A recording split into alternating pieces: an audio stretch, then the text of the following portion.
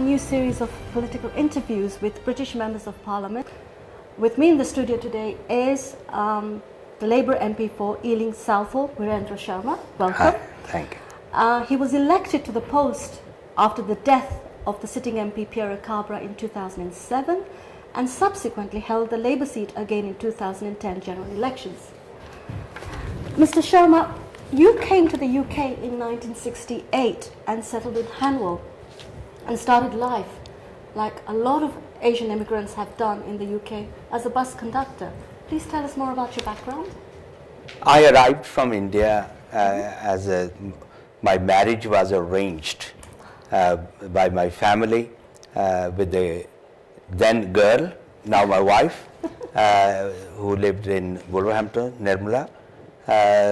So I came here on the marriage base and got settled where my brother was living when I arrived in Hanwell, and started my British life from there in Hanwell. And I lived in Hanwell and Southall throughout that period. I never moved away from local area. I started as a bus conductor, then gone into other jobs as every other immigrant would do, and settled in Britain and adopted the working and the professional life here. So you moved on to become the manager for people with learning disabilities in Hillingdon, and then became a councillor and mayor. What made you get into politics? Becoming the manager is a part of a long journey. I started in 1968 as a bus conductor. Then I gone through other jobs. I also worked for the Labour Party nationally, and also worked for the voluntary and the third sector organization. So I worked throughout that time, and also done my full-time study here. Why I got into politics, it's just a matter of a chance, I would say it. It was not planned. It's not that I decided that I'm going to be a member of parliament, and nobody, whether I agree with their politics or not, during that time ever thought. There were no role models for us. So we were just community cum party activists, hoping for the better life of not only the Asians or the immigrants living here, but certainly of the British working class people, which I would say good employment opportunities, good housing, future education for the children. It was a general talk, and we got involved through the community work and the party politics to improve, where the Asians and the immigrant population also become the part of the whole society, wider society, rather than a segregated group in the society. So why did you choose Labour Party? What? Early days, when you start your political career, I was not quite sure. I had floated around for about a few months with the Liberals, because they're looking at the party policies, at the same time the ideology. I was a bit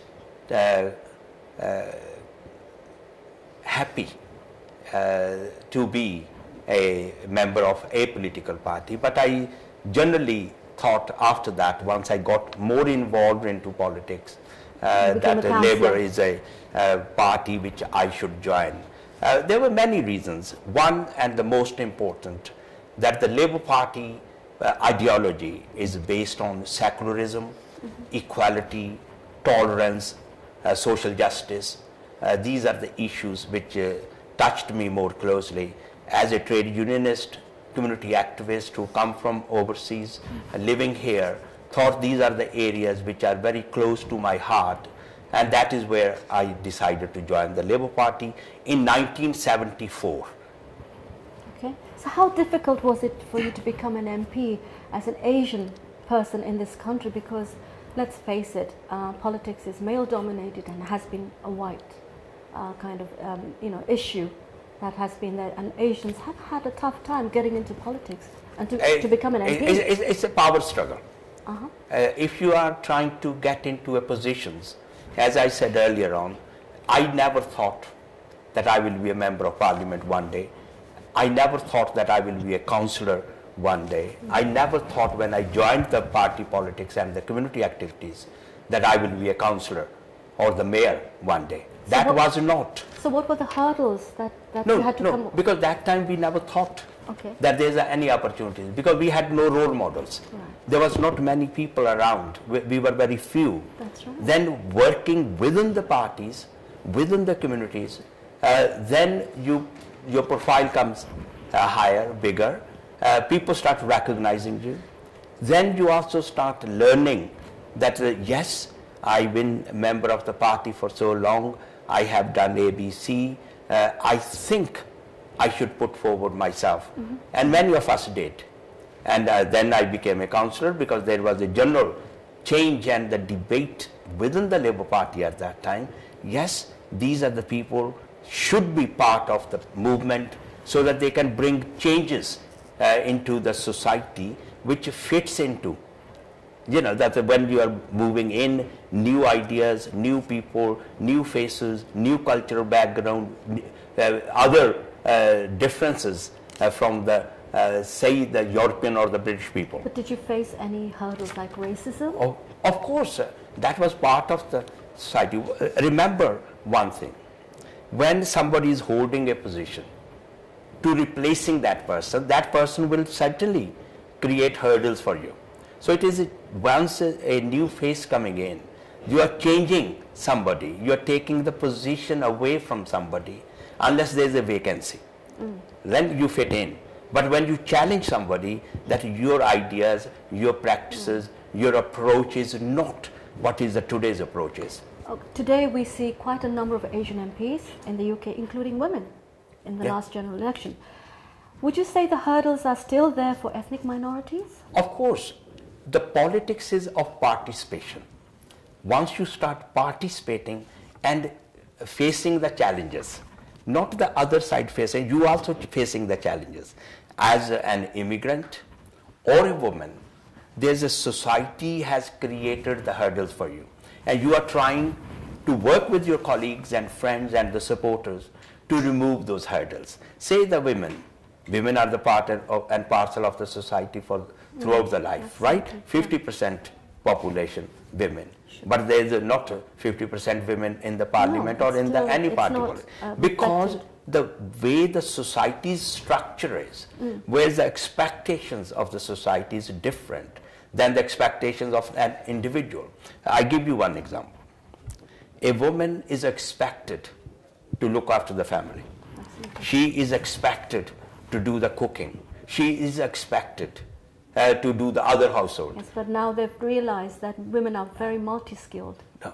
At present, there is a demand from the women's side. Not the men accepting it at the moment. It's the women also saying that, look, we want to be equal partners in the society. People like me and many others who supports that idea. Well, yes. We had a woman Prime Minister, Mrs. Thatcher. Yes, that's the one example. Should follow. That's the one example. You should follow suit. No, that's the one example. But again, as a woman, she also faced many hurdles. But she was a powerful woman. She fought within the Conservative Party and took the position. And everybody admired. That's why she was known as the Iron Lady. So that's where I think that we as people of the migrant background, Asians or Indians or others, do need to take a role into the movement, into the society. It's not easy. Remember that. It's a time consuming. Sometimes you are competing with many other people. For one position as a member of parliament, there's another 600 people. Okay, so with regards to Asians, it seems to be it depends which constituency they stand for. The geographical location is quite important. In your case, you came with Salto Pierre Cabra was the sitting MP. He died, and you moved in, and it's been a Labour seat for a long time. Yeah. But for Asians to go into other areas within the country, it can be quite difficult. For you, it wasn't that much of a... No, I don't think so. I'm not talking about the party line here. We got Shailesh Vara representing a constituency with low Asian votes. Priti Patel. Yeah. There's not many Asian voters.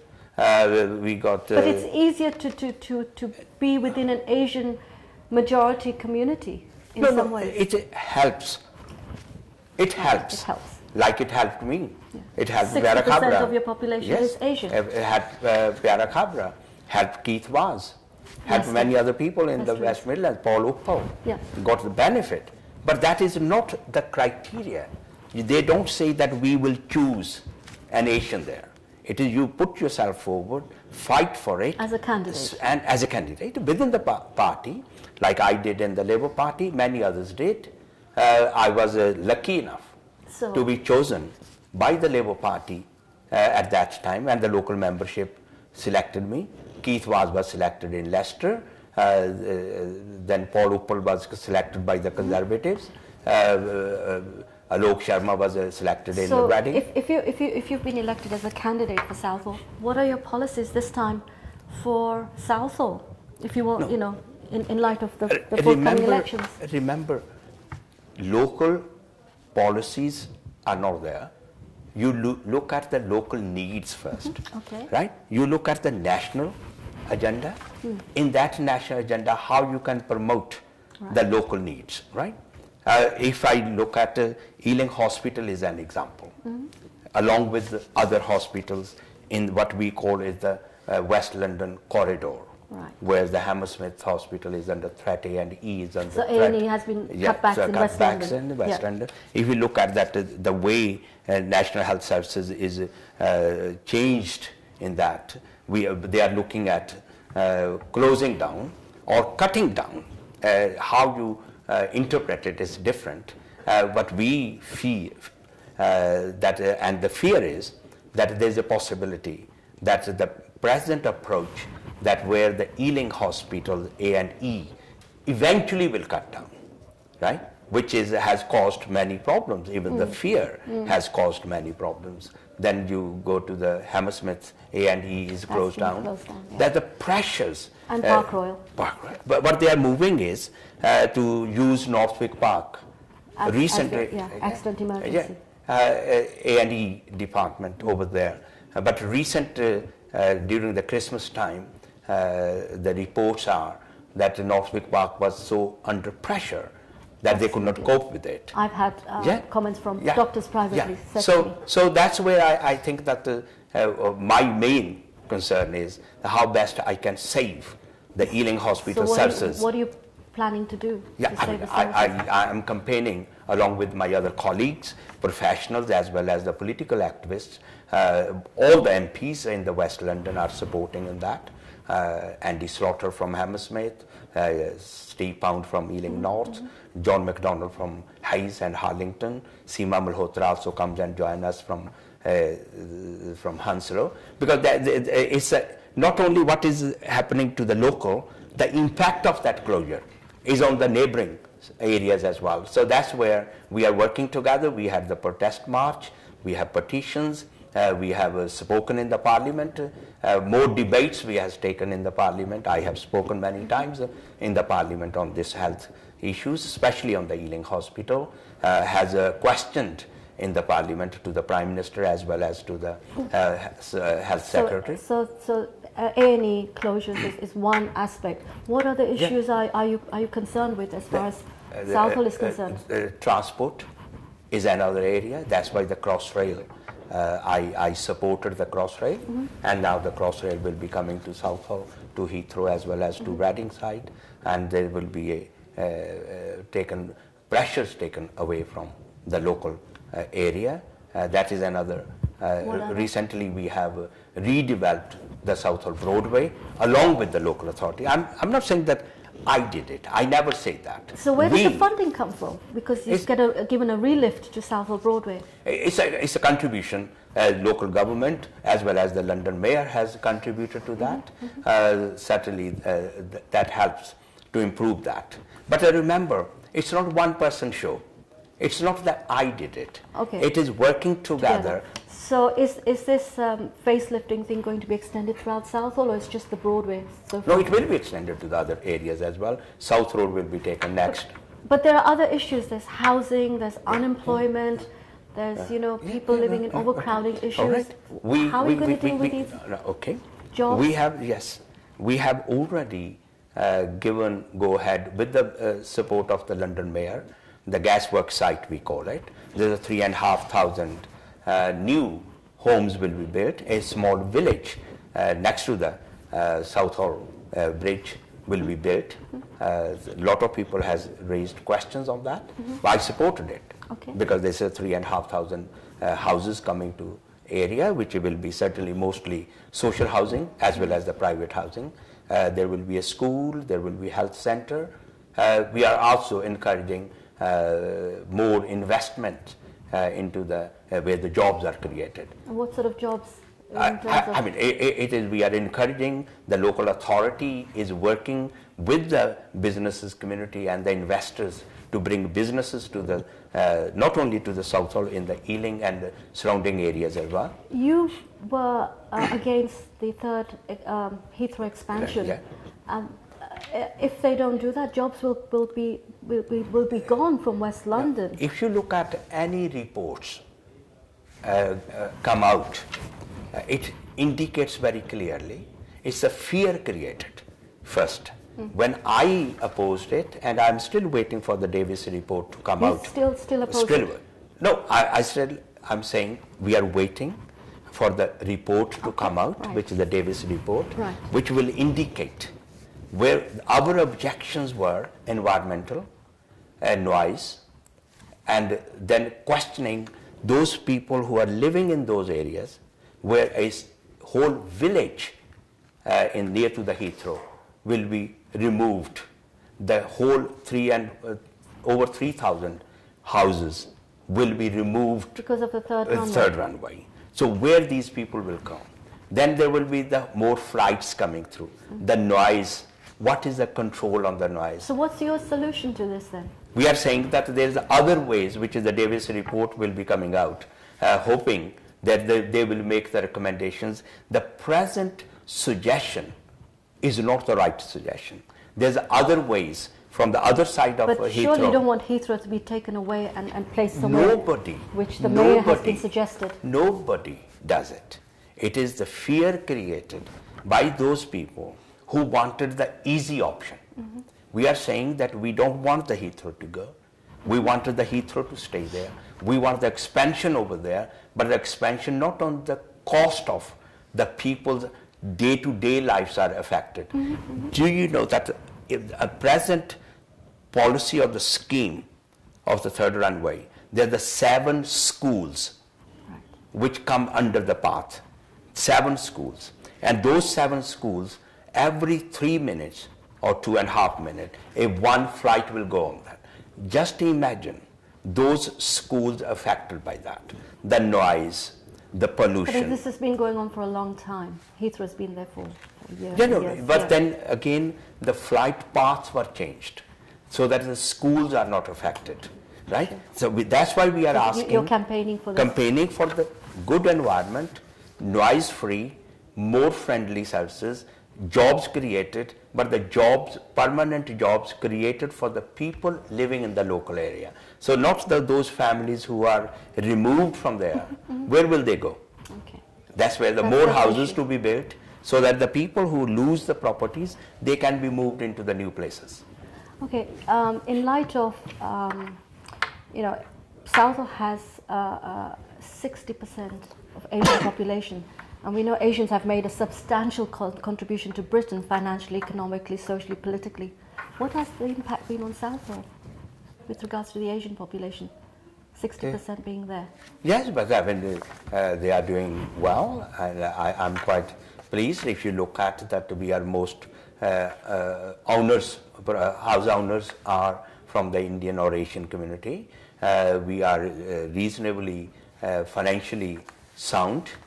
Yes, there is overcrowding, all those conditions are also there, but we are also living in an area which is crime-free.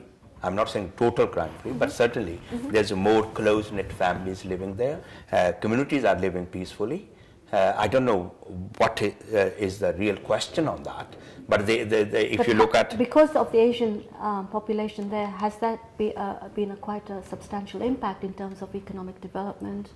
Yes, I mean, if you look at the businesses is run by mostly the people from the second, third, or in some cases first generation as well. We have got the most shops run by us. I'm quite pleased to say that I haven't seen many shops closing in Southall. When you look at the other areas, you will see comparison. Most shops are closing. So it means that the Southall is doing well. And I think that new improvements in Southall will bring more business. Crossrail will bring more business to Southall, and people will start, more visitors will come to Southall. And I'm quite confident that the future lies with the Southall people. Little Delhi. Little Delhi and Little Punjab, whatever you... In light of the Paris attacks that we witnessed recently, what impact has this had on social relationships within the different ethnic groups settled in Southall? No, as we always live in peace. You've had no problems at all. No backlash? No backlash. Nobody has raised... How did you manage that? Well, no, we live as a community. There's no question of Hindu, Sikh, Muslims or anything. We defend each other. We support each other. We celebrate together. The Eid, Diwali, Gurpurab, Christmas, we celebrate together. So everybody understands the needs of the local community, local people. I give you this example that what happened in Paris. That is certainly a sad moment. Yes. That when somebody, I'm not saying there's no freedom of speech, I'm a human rights campaigner, there is a free speech, freedom of speech, but at the same time there's a responsibility lies with it. When you speak, you don't hurt the feelings of others. And I think that this is the step taken by all the people locally, and this is the approach where we say, look, that was wrong. They should not have done it. They should have fully understand the reaction of that. You don't hurt the feelings of anybody's faith and their gurus or their prophet and Devi Devtas. So you haven't had any tendencies, any militant tendencies from the Islamic communities in Southall with regards to other parts of the country, where they're wanting to go and join ISIS? No, we don't have that in local area. That's why I'm saying, and I feel proud on that. So what is this is because you've got good community relationships? We got good community relationships. There's an interfaith group. We talk to each other. We support each other. We fully understand each other. When there's a difficult times, we come together. When there's a peace time, we still come together. So when your constituents come to your surgery, what sort of issues do they bring up? There's various issues. There's housing issues, immigration issues, housing transfer issues, other social issues as well. So people come and they talk to me, and I try to find the ways to assist them. But it's not one particular issue that this is dominated by this one. It's a general issues. They come and they talk to me. How do you see the entry of UKIP into British politics now? And there have been Asian candidates attracted to that party.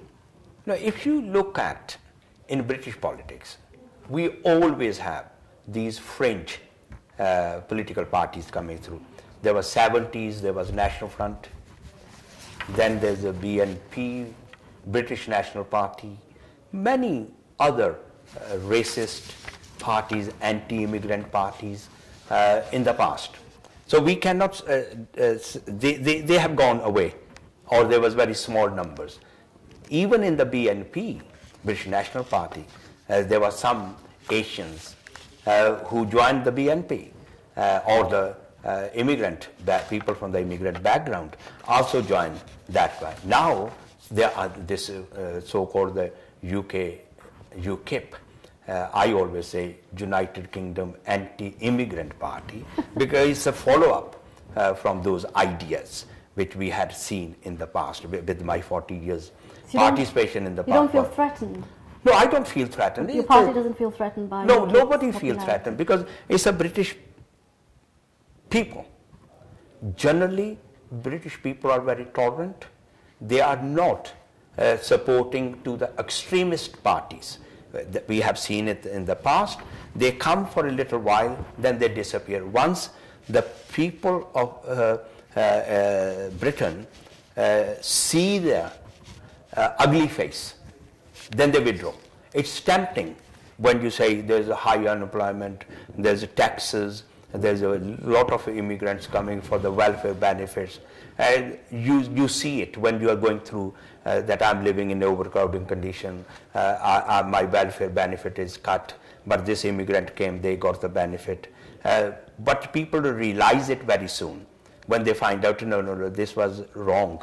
This was not the true story given to us. And I feel it that temporarily, yes, there is a rise in the UKIP vote. But I'm not feeling threatened by those people. And I'm sure that in the next, this May election, they might get a couple of seats, not more than that. Okay. But they will not become the mainstream party to take over British politics. What do you feel about tightening of the borders with regards to immigration? Every country have a responsibility to protect their borders. So there's nothing wrong. You take it that your borders are strengthening, no undesirable element enter into the country. There's some countries where you can get people just coming through and going out, attacking the local people, killing them and go away. Terrorism. It's controlling your country, your citizens is important, and that's what I think the Britain will be doing. Our conversation carries on, but let's meet after a short break.